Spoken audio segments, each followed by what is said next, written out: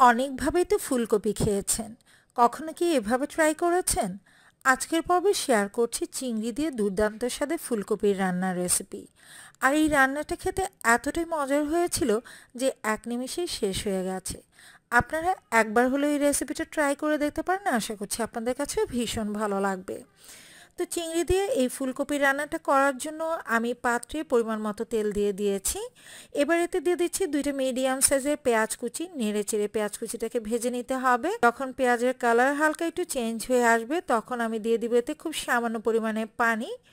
মশলা হিসেবে দিয়ে দিচ্ছি 1 চা চামচ পরিমাণ মরিচ গুঁড়ো, হাফ চা চামচ পরিমাণ হলুদ গুঁড়ো, 1 চা চামচ পরিমাণ ধনিয়া গুঁড়ো, আর সেই সাথে দিয়ে দিচ্ছি আমি স্বাদ মতো লবণ। এবার খুব ভালো করে মশলাটাকে কষিয়ে নিতে হবে। আমি খুব ভালো করে মশলাটাকে কষিয়ে নিচ্ছি। কিছুটা সময় কষিয়ে নেওয়ার পর লক্ষ্য করলে দেখবেন যে তেল আর মশলাটা একদম সেপারেট হয়ে গেছে। তো এই পর্যায়ে দিয়ে দিচ্ছি ধুয়ে রাখা চিংড়ি মাছ। আমি এখানে মিডিয়াম সাইজের চিংড়িটা নিয়েছি। আর চিংড়ি মাছ দিয়ে এটাকে খুব ভালো করে একটু কষিয়ে নিতে হবে। আমি খোসা সহ চিংড়ি মাছটাকে ব্যবহার করছি। আপনারা চাইলে খোসাটা ছাড়িয়ে নিয়েও কিন্তু রান্নাটা করে নিতে পারেন। আর এই খোসার কারণে কিন্তু চিংড়ির কালারটা খুব সুন্দর আসবে। তো লক্ষ্য করলে দেখতে পাচ্ছেন আমি 15 থেকে 20 সেকেন্ডের মতো ভেজে নিয়েছি। এরই মধ্যে কিন্তু চিংড়ির কালারটা বেশ টকটকে লাল হয়ে গেছে। যদি খোসা ছাড়িয়ে নিয়ে রান্নাটা করেন সেক্ষেত্রে হয়তো এত সুন্দর চিংড়ির কালারটা আসতো না। তো যাই হোক, চিংড়িটাকে কষিয়ে নেওয়ার পর আমি এতে দিয়ে দিচ্ছি টুকরো করে কেটে রাখা আলু আর ফুলকপি। এখানে একটা মিডিয়াম সাইজের ফুলকপি নিয়েছি, সেই সাথে নিয়েছিলাম 3টা মিডিয়াম সাইজের আলু, আর এগুলোকে এরকম ছোট ছোট টুকরো করে কেটে নিয়েছি। ফুলকপি আর আলু দিয়ে মশলার উপর খুব ভালো করে একটু কষিয়ে নিতে হবে। তো যত ভালোভাবে এই সবজিগুলোকে কষিয়ে নেওয়া যাবে ততটাই কিন্তু এই ফুলকপির টেস্ট ভালো আসবে। আমি প্রায় 3 থেকে 4 মিনিটের মতো এটাকে কষিয়ে নিয়েছি। এবার এতে দিয়ে দিচ্ছি আমি পরিমাণ মতো পানি, যাতে করে এই সবজিগুলো ভালোভাবে সেদ্ধ হয়ে আসে। পর্যায়ে দিয়ে দিচ্ছি একটা বড় সাইজের টমেটো, আমি এরকম টুকরো করে কেটে নিয়েছি।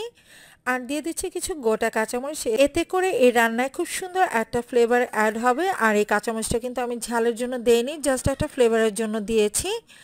আর দিয়ে দিচ্ছি হাফ চা চামচ পরিমাণ টালা জিরার গুঁড়ি। অবশ্যই টালা জিরার গুঁড়িটা দিবেন, তাহলে খেতে ভালো লাগবে।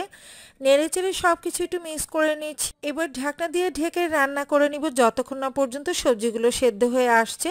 তো কষিয়ে নেওয়ার সময় কিন্তু এটা অনেকটাই সেদ্ধ হয়ে গিয়েছিল।